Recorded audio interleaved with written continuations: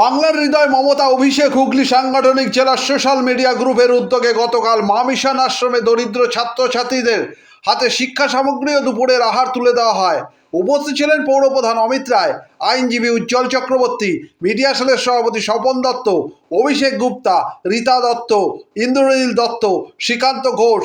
মোহন সিংহ রায় সহ বিশিষ্ট ব্যক্তিরা। পরে বিশিষ্ট ব্যক্তিরা জানান। Bureau report, Chilsura news. যে সোশ্যাল মিডিয়ার দায়িত্ব আমরা বেশি দিনই পাইনি, তো এর মানে যখন দায়িত্ব পাইনি এর আগে থেকে আমরা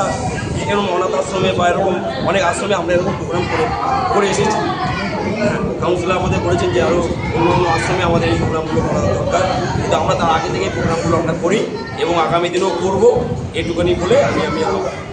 অঙ্গীকার করছি। এইগুলো আমি শেষ করছি। থাকে টেনশনের কাজ থাকে বা টেনশন ছাড়া কাজ থাকে, তো আজকের দিনটাই ছোটো ছোটো বাচ্চাদের সঙ্গে কাটাতে পেরে খুবই ভালো লাগছে। তো আমি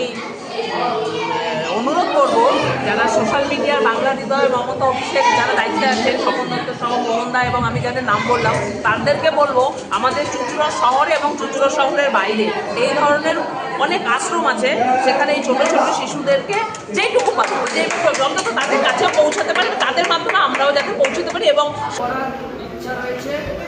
আর আমরা দীর্ঘদিন ধরে এই বিভিন্ন রকম সেবামূলক কাজ করি এবং শুধু তাই নয়, যেখানে মানুষ যে কোনো সমস্যায় পড়ে, সে তাদের হসপিটালে কোনো সমস্যা হতে পারে